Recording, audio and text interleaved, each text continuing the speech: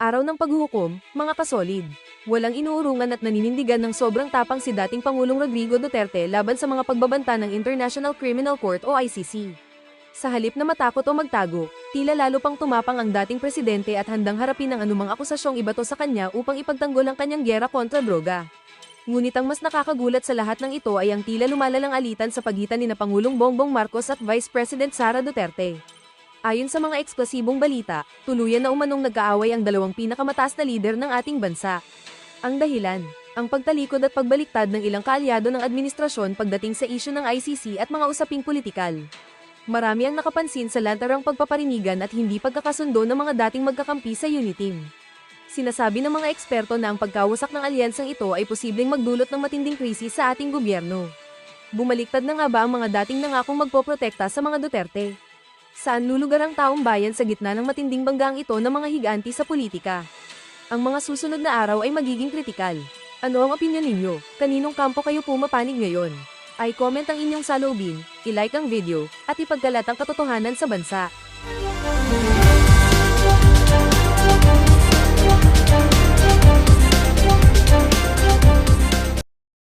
Hindi malinaw. Anong karamdaman kayo dyan sa OWA? Mga walang niya kayo dyan sa MW. Ang tawag ito? Anong tawag dyan sa walang kwentang ahensya na yan? DMW, ha? Department of Migrant Workers. Walang kwenta. Hindi nyo man malinaw sa sambayan ng Pilipino. Ano yan? Isinilid na naman sa sa refrigerator? Isinilid na naman sa refrigerator? Ayaw nyo magkabaklas sa administrasyon dahil galit na galit ng mga OFW kaya hindi nyo pinapakita itong mga ganitong klase nangyayari. Inuuwi nyo yung mga OFW, nakakahon. 20. Walang balita, mga kaaga-aga nagiinit ang ulo ko, ha. Walang balita, 20 OFW inuwing nakakahon galing Kuwait, walang balita. Okay, palakpakan. Palakpakan natin ang fourth state. Mga walang yang to. Tapos tawagin nyo Bagong Bayani. Kung Bagong Bayani, ba't walang gun salute yan na walang mga sundalong nakaharera para parangalan sila. Kahit si Marcos Jr., Bagong Bayani, presidente, wala. Sinasalubong itong 20 mga OFW na pumanaw. Sira ulo kayo, ha? Oh, ano yan, Father? Kahit si Father Flavio, wala. Pinakamaangas na pari sa Pilipinas, wala. Bagong bayani, mga siraulo. Wala nga kayo dyan sa DMW. Hindi man lamang kayo nagpatawag ng media para i-cover ito. Bakit? Ma-emphasize na naman yung pagiging walang kwenta ng administrasyon na to. Dahil yung kapakanan ng mga OFW, hindi man lamang napapangalagaan. Mga walang iyang to. I-share nyo itong video na to, please. Yan ang hirap, eh. Nakikisuyo lang si PH para makita ng mga kababayan natin kung gaano ka walang kwenta na tratuhin, pangalagaan ng administrasyon na to ng ating mga OFW. Ang hirap pong lumayo. Naging OFW tayo. Ang hirap po. Sobrang hirap niyan mga kababayan. Tapos iuuwi ka nakakahon. Anak ng Petrang Garapata. Tapos bibigyan nila ng yung mga naiwan mo, burial benefits.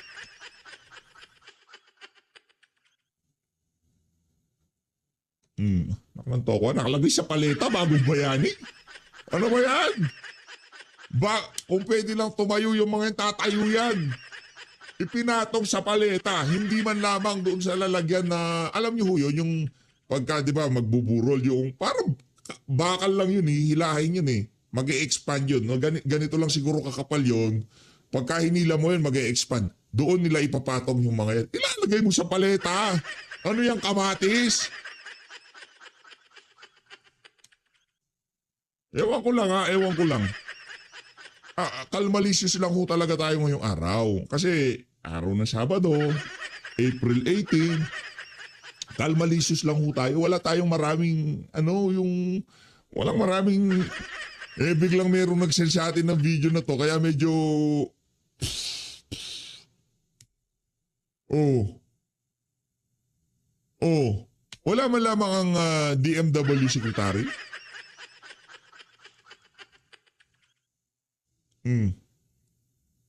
Anyari dyan?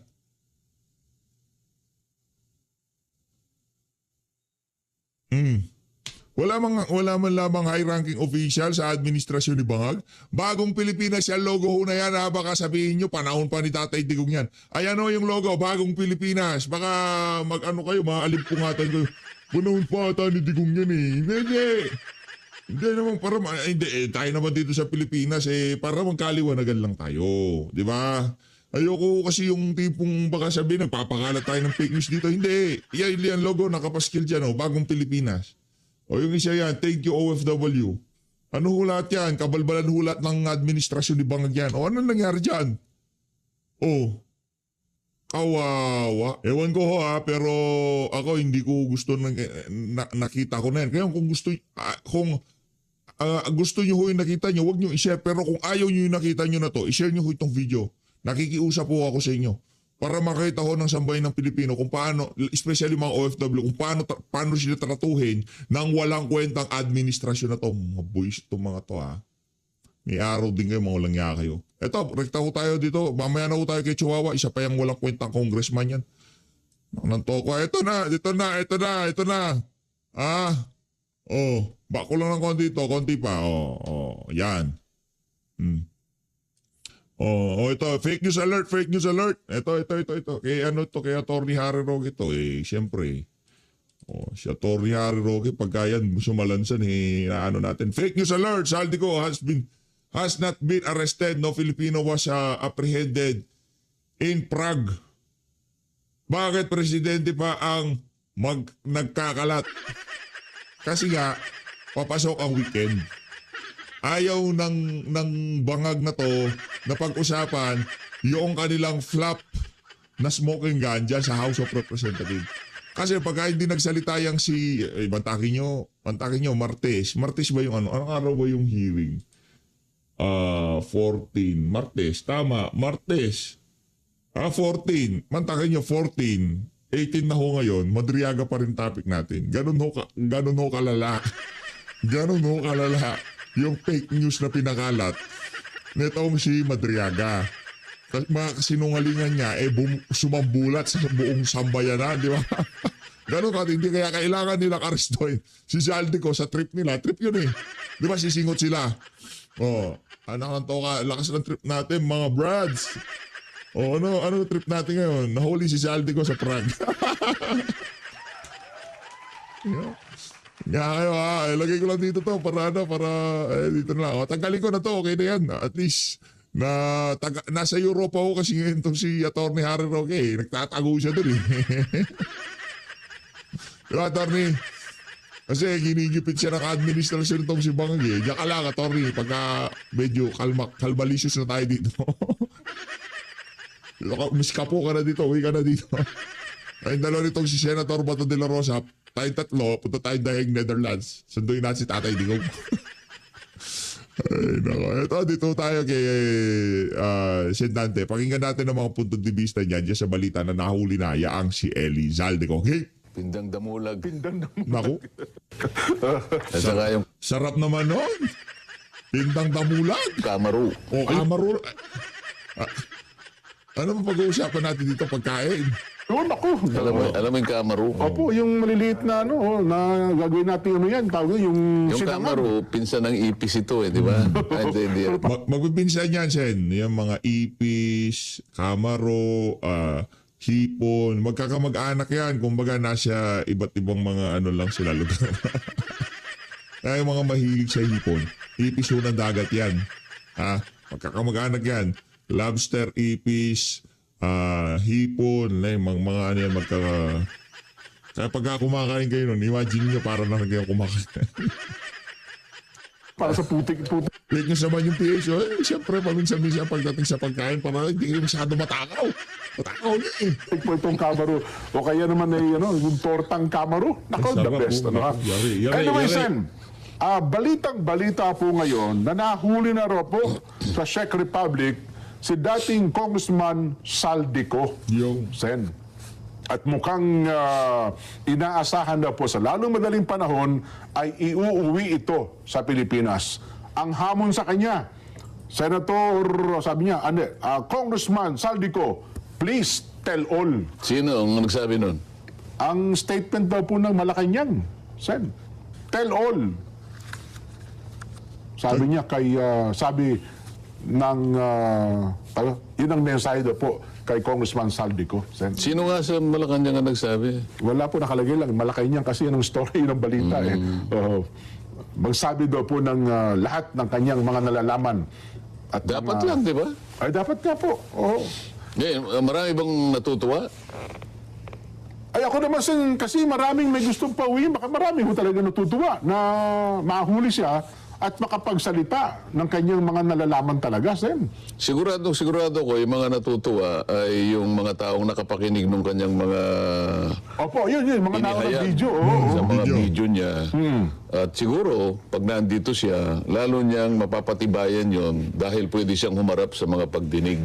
Yes po. Oh. Kung meron pang pagdinig, Kung meron pang Ay, pagdinig, dapat naman magkaroon pa, Sen, kasi paano ka nakakasiguro?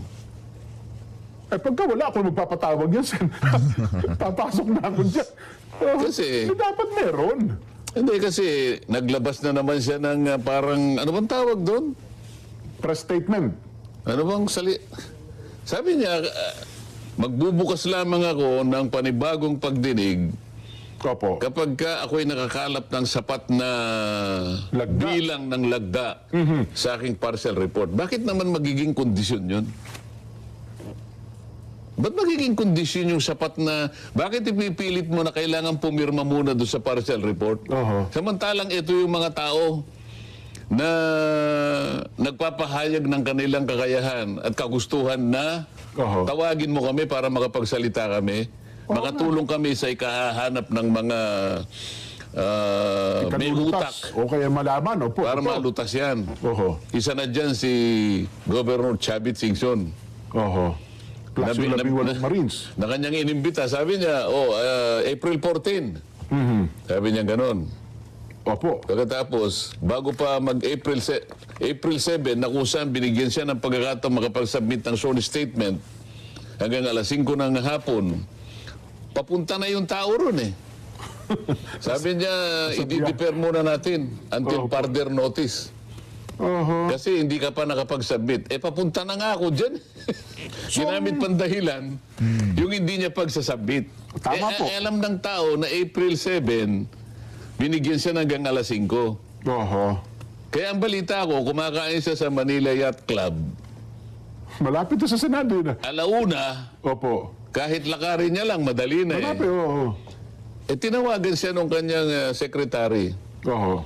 Sir, wag na kayong pumunta roon kasi at exactly 9:19 a.m. Ba? Oo. Binayber sa bahay niya yung sulat notifying him that the scheduled hearing is deferred Nako. until further notice. Isa nga sa mga dahilan doon, Oo. kailangan tayo makatipid sa kuryente kanya dahil sa may krisis tayo. Oh, tama na. Pangalawa, hindi mo nga niya na-submit eh. Wala yung affidavit mo. Pangatlo, yun nga, kailangan natin ng additional signatures. So yun ang magiging batayan lang para ipatawag ulit yung pagdinig ng Blue Ribbon. Kinakailangan makakuha siya ng sapat na pirma? Oo. Doon sa Sana parcel. matawa ko. Ay, ino-stage niya yung hearing, gano'n. Ino-stage niya itong si Ping Lacson. Kailangan muna lumagda ng mga kasama niya sa Senado bago siya. Sasaltig talaga nito Mukhang si mali Kaya, naman ang tayo, Sen. kaya wag kang masyadong optimistic na kung mo dumating si Saldico. Akala mo Hiling talagang agad. yun na yung Akala mo maglulundagan na sila eh, kasi sa dati. Akala mo maglulundagan. Ano yan, mga tag dito, mga katagayan ni Sendante. Maglulundagan, di Hindi, ba? asang-asang. pinakahihintay mo. Hindi kasi marami talagang gustong marinig. Lalo kung sa Senado, ang pagsasalita nito si Saldi ko, asang-asa na ako, Sen. Oo nga, alam ko nga yun eh. Kaya hindi lang naman ikaw ang daming umaasa. Paano yung ayaw umasa? Hindi, mali siya doon. mali po yun. Hindi kasi...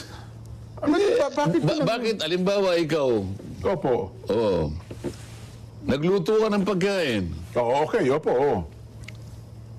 Pinatikim mo. Oo. Hindi maganda yung pagkakaluto eh. Okay, maalat, no? Ano pa ba? No? Pipilitan mo. tapos, pipilitan. Oo. Paano ba natin? Pipilitin mo ba yung iba na Kainin nyo yan. kainin yan eh? Talaga namang ayaw nilang kainin. Oo, tama Oo naman. nga, ano? Gumawa ka ng report, partial report. Siguro sa pananaw nila. Hindi ba sabi ko sa'yo, majority, 15? Yes nga po. Minority, siyam. Oo. Kung katanggap-tanggap yung ginawa mo, patay, pirmahan naman kasama mo. Ang meron po balita, 2 pumirma, Erwin at saka SP Soto. Mayroon na rin pong Nandun na nga ako. Oo. Sa tagal na yung ibinigay niya yung partial report na yan, kung talagang yung pagkakagawa niya, kumbaga sa luto, ay talaga namang katakam-takam, Yeah. ay hindi mo na kinakailangan maghintay. Ay, talaga. Baka, Di ba? baka kami pa maglapitan. O, patikim. Di ba? Oo, kung sa pagkain O niya. ngayon, gagamitin mong dahilan yun. Kinakailangan pirmahan ito. Hinostes, Bago hinostes ako yan. magpatao. Parang walang connection eh. Ewan ko kung may nakikita kang connection. Baka wala ho talaga. Mukhang malabo talaga yun. Kasi kung ayaw namin pumirma, ituloy mo na lang hearing. Baka sa mga pagkagaroon ng pag-hearing, baka mabastantihan pa kami. Pumirma kami later on. O kaya nga yun ang sinasabi ko sa iyo. Oo. Sinabi mo, nahuli si Saldi ko. Ano ngayon, kako? Anong inaasahan mo? Tsaka, Hindi. pag ako, ganito lang kasimple. Nakauwi na. Nahuli na. Wala tayong pakialam dyan. Pag nakauwi na dito ng buhay, ika nga, alive and kicking. Alive and testifying. Okay. Goods tayo dyan. Ayun, kung ayaw binalita lang para may maibalita itong si Bangag, yung adik na presidente natin, wala tayong magagawa dyan. Trip eh. Nang trip na naman eh. Nang trip na naman. Nakasalig pa rin doon sa kanyang kondisyon na kinakailang marami ang pumirma rito bago ako magbukas. Teka lang. Tama ba yun? Mukhang mali ata yun, sir. Ha? Mali ho Nang yun. trip na naman si Dapat Bangag. lalo Hindi, na yun. sabihin mo yung katwiran mo, hindi yung nanggagaling lang sa akin. Hindi po, Sen, mali po kayo dyan. Kasi ako sa tingin ko, maraming dapat malaman ng taong bayan. Kasi kung Sino sinasabihan mo? yung chairman po ng Blue Ribbon Committee, Ba't hindi mo mabanggit-banggit naman ang Senator pangalan? Ping. Andiyan, doon pangiti-ngiti ka, ba't di mo seryosohin? Senator Ping, baka naman pwedeng ipatawag. Nakangiti ka eh, nakangiti ka Hindi, eh. kasi close kami yan, Senator Ping. Kaibigan ko po yun. Kaibigan natin yun, Sen eh. Oo. Ayun po, nakikiusap kami. Tuloy nyo na po yung hearing. Ipatawag. Kailangan mo bang makiusap? Siguro, Sen. Bako, ginamit ko rin salitang makikiusap pa Ang lang tayo. pinag-uusapan natin, nilimas ang kabang bayan. Ito. Hindi pangkaraniwang pagnanakaw ito. Oho. Ito ay paglimas ng kabang bayan sa tanghaling tapat. Sabi ko nga, alam mo yung magnanakaw, yung talagang magnanakaw dyan, ano? Opo. Nahihiya pa rin yan eh. Alam mo kung bakit? Kung minsan nakatakip ang mukha eh. Ay, siyempre ho. Di ba? Oo. Ayaw, kahit pa magnanakaw, ayaw niya aminin magnanakaw siya. At nakakover siya sa dilim. Oho. Itong mga nagnakaw, walang maskara. Nakabarong. Ninakaw talaga. Hindi karaniwang pagnanakaw. Nilimas ang pera ng bayan. 1 trilyon mahigit eh. Tapos makikiusap ka. Oho. Hindi ba pananagutan mo, katungkulan mo, pananagutan mo sa taong bayan na naghihintay sa'yo Oho. na ilitaw mo ang katotohanan? Yan. Ba't kinakailangan i-kondisyon mo kailan ang pipirma pa? Yun na nga. Paano mo ako mapapapirma Sira dyan? Bigla. Sinabi ko na nga, tawagin mo ito, tawagin mo ito, tawagin mo, tsaka si ganito at tsaka si ganyan. Tsaka tayo magkaalaman. Nako. Ayaw mo. Dumating ngayon, sino nahuli? Si Madriaga, parang gusto ko nga Hindi si pagkumpara. Madriaga yung nahuli. Si Ano ka ba Saldi ko, naman? si Saldi ko. Hindi kasi Sen, gusto ko pagkumpara. Wala na, si Dante. Itong si Sergeant nahumaling din ka Madriaga. Sergeant! Parahin, tuloy, bigla ko lang naalala, si Madriaga at saka yung 18 Marines. Di ba? O sige, kumpara mo na. Kasi Bilisan mo. naalala ko, si Madriaga, Wala na time. ganun lang ang sinasabi, yung ni walang corroborative ano pa man, ang bilis Si itinawag. Madriaga, Oo. walang resibo. Wala. Okay? Di ba? Pagkatapos, aminin mat nila o hindi, Oh, kidnap for ransom. ang kaso Nako, nila ka. Hanggang Tama kayo. ngayon ay hindi makalabas, walang piyansa. Yes po, Sapagkat sa liwanag ng tuntunin ng batas, yung ganong klaseng krimen, walang piyansa. Yes, Ngunit probable kung ko talagang hindi mabagsik ang katibayan, Eh, pwede. kang magpiyansa. Opo. So walang resibo, nebatik, pinilit nila, kinumbida nila, Oho. naging superstar. Yes. Samantalang yung ex-soldiers na 18, Yan. may resibo. May resibo. Yes. May resibo. Meron po. Ayaw May tawagin. Video, may kung ano-ano Ayaw pa man. tawagin. Anong kabalintunaan ito? Naku. Eh tapos sasabihin natin si Saldico hindi pa tatawag. Eh, ang dami rin yung sinabi na una eh. Ipatatawag niya, ngunit nakakondisyon, kailangan mo nang pumirma. Mali yun. Mali yun. Mali po kayo dyan, Senator. O kaya natin sinasabi, Oho. yan ang malungkot na katotohanan. Hindi ako naman, kaya... Hindi ka dapat nagbibigay ng kondisyon. Di ba Yan, minsan ay sinabi niya, I will go, we will go, Ayun. where the evidence leads us. Oho. Ito na nga eh. Yan na yan. Nahuli na nga eh. Ito yung magandang pagkukunan mo ng ebidensya. Oho.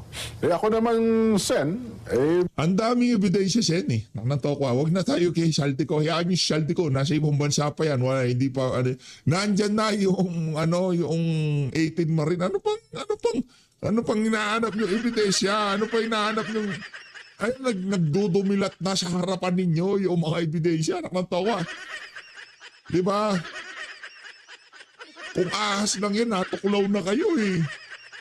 Hindi si Sen, gusto niya ano yan, si Pinky. Di ba? Kung ahas lang yan, natuklaw na kayo. Bira naman oh. para baka maglubang ang kalawa, nakikiusap na ako para kahit hindi man ako dapat makiusap, nakiusap na rin ako. Baka naman kahit pa paano. Sige nga, kausapin mo nga. Kausapin mo. Yung magandang pakiusap. Sen, nakikiusap po kami. Sen Ping, baka naman pwedeng ipatawag yung 18 Marines at pagdating po ni Congressman Saldico, ipatawag yun na rin po. Para... Hindi, sabi naman niya, ipatatawag niyang pare-pareho para daw magkaalaman kung talagang pare-pareho yung sinasabi. Pwede katagditang tama naman. Pero kanya, bago mangyari yan, Pirma muna. kailangan pumirma muna sila. Wag naman ganon. Kasi kung ayaw pumirma, talagang magiging problema talaga natin yun.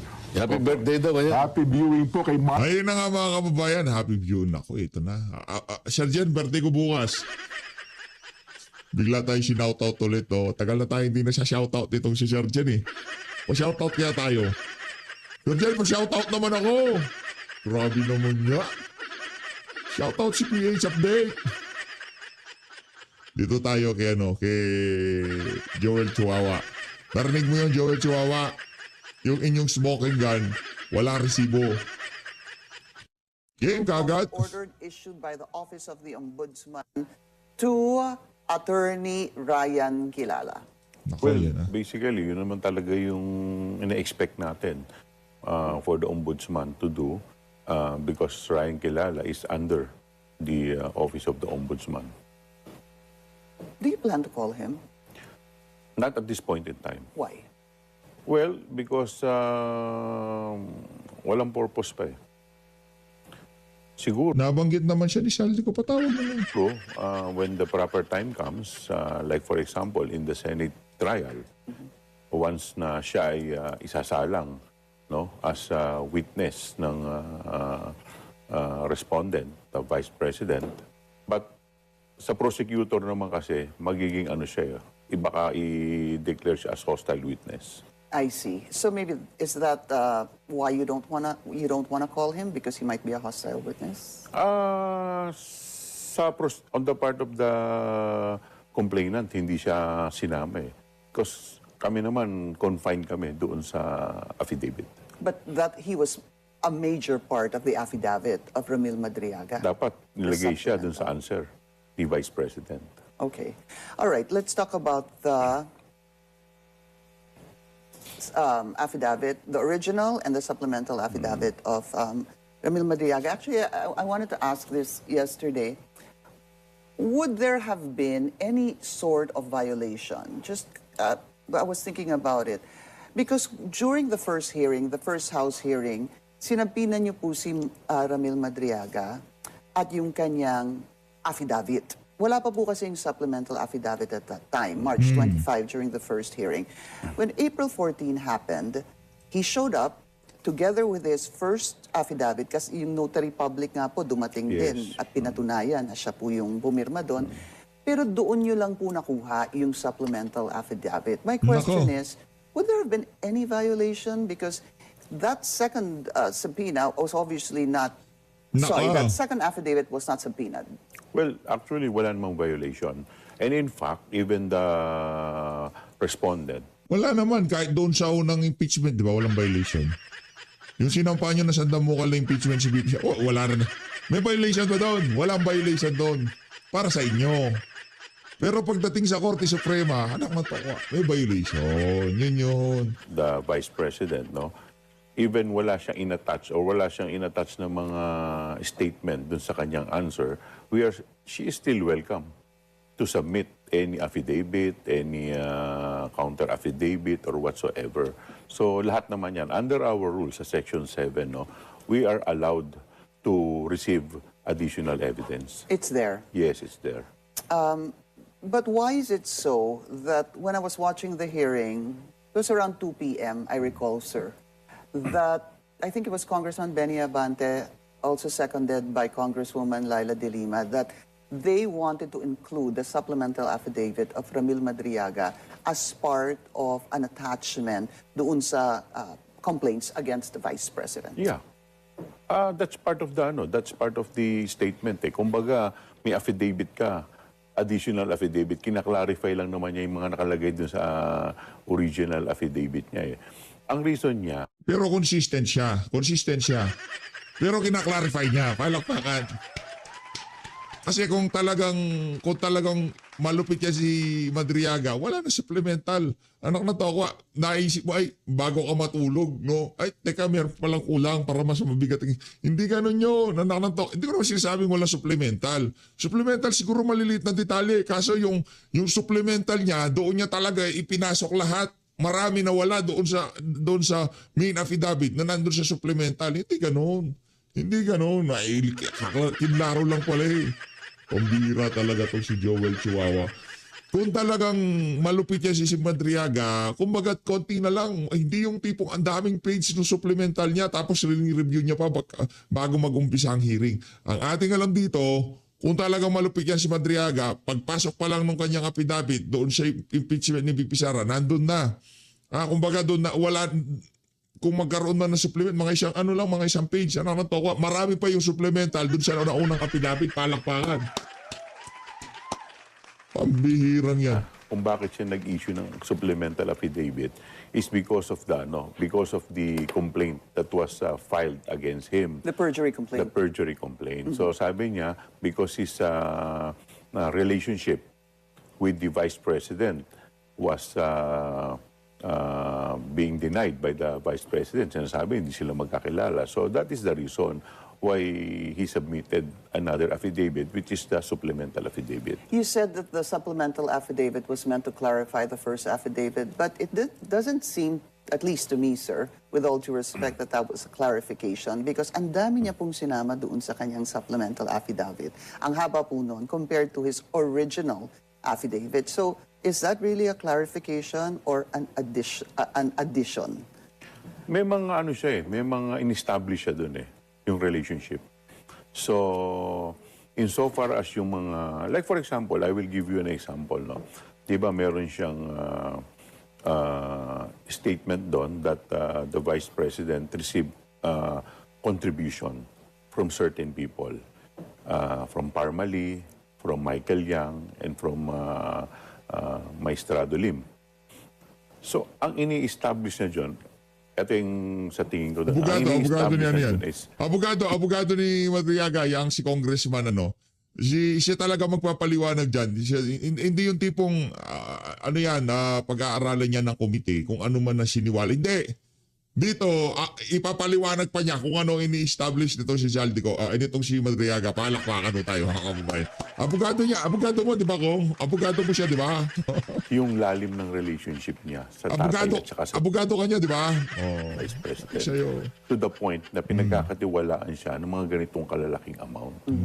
So, well, sabi ko nga, in my past interviews, there seems to be a violation. Because that is not allowed eh. What do you mean there's a violation? There's a violation. Kasi yung mga foreign nationals are not allowed to contribute sa mga candidates.